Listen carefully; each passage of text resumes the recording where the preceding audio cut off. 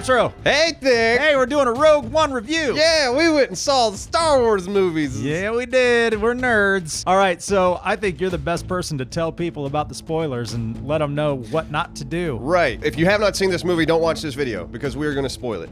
Yeah. We're gonna talk about spoilers. So if you do want to watch this video, see the movie first, then come back to the video and watch it. So let's get into it. Rogue One takes place in between episodes 3 and episodes 4. It's about the spies who obtain the plans to the Death Star. Right. So we start off with Jyn Erso, who is played by Felicity Jones, and she's the daughter of Galen Erso, played by Mads Mikkelsen. Yeah, I like Mads Mikkelsen. I had no idea he was in this film. Yeah, he's a great actor. He plays a guy who is possibly the only person that anybody knows in the galaxy who can build a ball that blows up planets. He's a Death Star engineer. He's a guy that came up with it all. He's the only one. Mm-hmm. They didn't even fish for, they didn't even interview.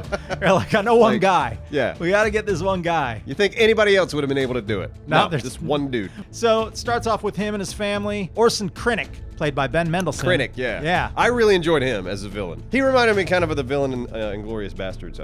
Yeah, just very, very swarmy.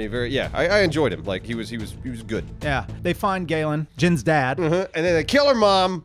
Yeah, bye, Mom. Yeah. And then he tells Jyn to go hide under a rock. And then Forrest Whitaker finds her. Forrest Whitaker, who's in the movie for 5 minutes. I was hoping, man, that kind of blew my mind with his character.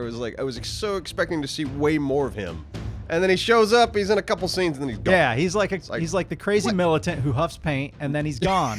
Yeah. He's got a big fat tentacle monster in the back. Yeah. That I guess helps people tell the truth. I don't know what was going on there. It molests people until they tell the truth. I heard you need me. Oh, you got a rebel out there? He's got some Death Star plans. I'm gonna stick it up him. Yeah, that kind of begins the story, and the rebels end up capturing Jyn from an Imperial prison because they need her. Yeah, they break her out. She starts off as a kid, and then it flashes forward to when she's grown up. Not a lot was explained to me, like what happened in between there. Right. I guess at some point she feels disenfranchised by both the Empire and the rebels. She's just like, fuck all of you. I just want out. I guess, yeah, she got captured by the Empire at some point, and then the rebels break her out, kidnap her, save her at the same time. And that's when we are introduced to Kay, the robot. I love this. Best character in the movie. Best character in the movie is a fucking robot. That shouldn't happen, man. Unless it's RoboCop. Yeah, best character in the film, or the comic relief was the droid. Yeah, and I think it's because he had a lot of zingers. He did. Yeah, no, he was a funny character. He was, he was kind of he was a smart-ass 3PO. You've got the defecting Imperial pilot who was sent by Jyn Erso's dad, Galen. Yeah. To deliver a message. Here's my problem. The only problem, because I enjoyed it. I did too. This movie. I enjoyed the film overall. But here's my problem. I'm going to send you a message that's going to tell you where these plans are. Why not just send a message with the plans? Appsro, just bear with me for a moment. Right. I've got a flash drive. I'm looking at it right now. More than one file fits on that. Yeah. You so I could give you footage and audio. Yeah, right? I don't know, man. Yeah. He could have copied the plans, put them somewhere else. It seemed really easy to do when they were doing it. Yeah, they were using like old school discs. Yeah. Like the big floppy discs. It had an A drive in there. Okay, this could have ended a long time ago. Yeah. then we wouldn't have had a movie. Yeah, Jyn would have still been in prison. Now, we did see some new planets. Jeddah, home of the Jeddah Burger, and home of the Jedi. I noticed the that Jedi too. Temple I was. love that one shot with the statue. It looked like a fallen Jedi temple, but it looked like it was holding a lightsaber, but it had been just buried for years. I was like, I want to know more about this place. And then they left. I think you're going to see Jeddah in the next Star Wars film. So Maybe. You might see it in Episode 8. Maybe. Which it was referenced in 7, where they said some people think that Luke went off to the first Jedi Temple, which would have been on Jeddah. Well, so he's going to find a big crater when he gets there. Yeah, unless there's some sort of mysterious thing going on there that we don't know about. Yeah. That took me by surprise. I did not expect them to fire the Death Star. I mean, obviously it didn't have the power that it does in A New Hope, but still, it's just a destructive force. Yeah. But I don't know why in my head I was like, they obviously can't fire the thing because it's not operational yet. No, they fired the thing a couple times. Yeah. They do some serious damage, which is awesome. Not even a warning shot. They're just like, hey, boom, let's hit it. I love that little detail of learning that the crystals or whatever that they mine for that's used to power the Death Star is the same type of crystal used to power a lightsaber. Like, that's why it's so powerful. I was like, that's kind of fucking cool. Yeah. I like that. That's a good little adds to the mythology a little bit. Gives me something new about the Death Star I didn't know about. Yeah, and the characters in this Cassian Andor. There He was a lot alright. of depth to. Yeah, that was the thing. A lot of the side characters didn't do much for me. Like they didn't. I mean, they had a little bit of personality, but the only characters I really enjoyed that I wanted to see more of were Kay the robot, and then the blind guy who had the Force. Like really enjoyed his character. I was like, I want to see more of this guy, but everybody else was just kind of Yeah, I liked Jin. But she was serviceable, but Yeah. you know, it's like I don't know. It's like nothing about her really appealed to me. It was like, okay, she's mad at the Empire and the rebels, and then her daddy dies, and now she's fighting for the rebels. Yeah. It's like, oh, okay, all right. Well, it was a big turn for me. It's like it didn't. Well, he gave her a purpose. She lost purpose when she lost him, Mm-hmm. and then when she found him, she had purpose again. That's how I kind of saw Okay, it. yeah. Well, I mean, she was fighting for her father. It's like, okay, her father was on this mission. She picks up the mission because daddy dead. I almost felt like this movie had too many characters. Like, Forrest Whitaker's character, to me, was useless. Okay, he was there, and he's gone, but, I mean, he wasn't really used for anything other than just like, okay, I'm this guy that took you out of the hole. I gave you a pistol. You ran off. You came back to me. Your daddy sent me a message. I agree with you there. There's a disconnection between those two characters. You need to see more of what they went through together in order to have something meaningful in that scene where they come together again. I thought it was a decent amount of characters. I didn't think it was too crowded. There was the guy with like the big guns and everything that was hanging out with the blind Asian guy. guys. Yeah. And their names were Baze Malbus and Chirrut Imwe. Yeah, no, I enjoyed their relationship, but again, like the movie didn't give them enough time to develop beyond anything of just, hey, here's this cool guy and his buddy.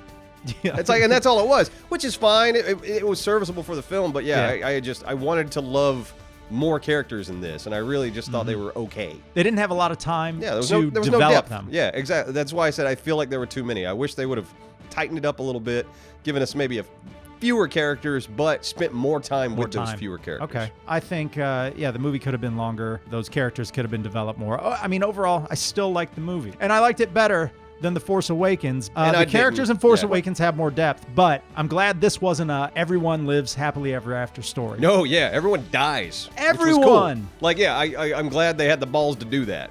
Yeah. And that's what I did want from the film. I will say, like, the last half of this movie is fucking awesome. Yeah. Like, to me, it was like, okay, takes a little while to get going, but man, once that battle starts, it's just like, I'm in. This is fun. I'm having a good time. Some notable cameos in the film. We saw the guys from the Cantina in A Oh, New yeah, Hope. Ballchin and that guy. Yeah, R2 and C-3PO were in it briefly. Yeah, they didn't need to be. Nope. No, it was just a little. Yeah, I mean, this movie had a lot of little fan servicey moments. Yeah. And some of it worked for me, some of it didn't. Yeah. One thing that took me completely by surprise was Tarkin. I had no idea that they were going to go full CG. I thought it looked really good for what it was. You could tell it was CG. Yeah. But when they first walked up to him, you saw the back of the head. I was like, oh, okay, it's Tarkin. And then when he turned, you're like, whoa! I was like, I didn't expect him to turn. I didn't expect him to go that far with, man, we're going to try to add Tarkin in this movie. And I thought for what it was, it worked. I mean, it obviously isn't the original actor. The original actor's been gone for a while. Yeah. But still, the fact that they were able to do that is like, holy fuck, like, that's amazing. I was on the fence with that because when he turned around, I was like, oh, no way! And then I realized it was CG, and it pulled me out of the movie for a minute. I was like, oh, okay, I'm looking at There this was that technically. shock, yeah. So I almost wish they would have just used a different actor, someone who kind of looked like him. And same with Leia, because you saw Leia at the end, and she was CG, and they did a great job with it, but you can still tell. We're older. We know the original movies. We know that actor's dead, so our brains go, that's not possible. That's got to be fake. But if you were watching the film and you had no connections to that, you might be like, oh, okay, that's just another actor. Like they could have hit it well enough where you just don't even notice it. We obviously notice it because we know that actor's dead. Yeah. We also saw Bail Organa. That's Princess Leia's. Played by the same guy that was in the Jimmy prequel Smits. trilogy. Yeah, I was like, oh, there he is. He looked a little bit rough around the edges. We also saw Gold Leader. He was one of the X-Wing pilots. I know, there was a couple of them, right? Yeah. The one very noticeable one was Gold Leader. Yeah, and my brain just went like, holy shit, those are the same guys from A New Hope. And I don't know who those actors are. I guess they must have archive footage or they used footage from the original to have those guys in there, but I was impressed that they did that because I was like, yeah, that's pretty amazing that they went to that trouble. Let's talk about Vader. Oh, God. I want a Vader movie. Just give me an hour and a half of Vader, like, just pissed off and kicking ass. I think that's what made that third act work so well, is that little bow tie at the end of it. Was just like, oh, my God. That scene where, he just just goes full on tearing through these like group of rebels, man, and just kicks the shit out of them. I want more of that because that was amazing. Yeah. Just like he was you felt it. It was like this guy's an unstoppable force, and everybody should be scared of him. It's almost just like I wish he were in the movie more because he's not in there a lot. Right. But every scene he's in there, I love. Like when they first show up, I guess it's his castle. I don't know where it's at, but it looks like it's on Mustafar. Yeah, and he's in like this. Yeah, but he looks like he's in water a tank and like he's like hurt, but like that kind of was reminiscent of that one scene in Empire, where the helmet comes down on him. So you kind of get a peek into how fucked up he really is, like pain-wise. The last 30 minutes of that movie, I think, really, really worked, and the transition going from where they left off into A New Hope. Yeah, I wanted to go home and watch A New Hope immediately. Yeah. It was like, I want to pick that up because that's pretty interesting. That's it for our review. I think we touched on everything. Yeah. I think we gave a pretty decent opinion about it. Our I think opinions. so, yeah. It's a solid film, albeit unnecessary film. But still fun. It's if you're a fan of Star Wars, by all means, check it out. Yeah, if you're a fan of Star Wars. But here's what I want them to do, man.